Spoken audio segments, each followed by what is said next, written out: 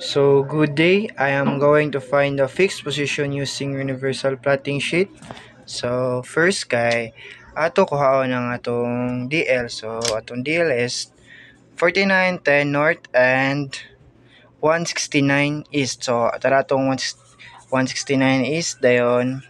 After kaya nga ato ang kuanon kaya atong ZN. So, atong ZN kay tara 85.2.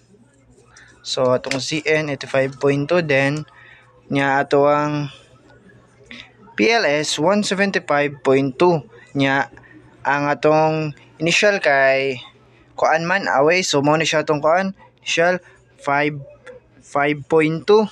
then atong next kuan nato ikaduha nga ZN kay tara to ikaduha nga ZN 183.3 dayon after kaya nga itong sa DLS 273.3. So atong kuan atong initial kay tara 6.4 towards man siya, then atong fixed position mauna ni siya.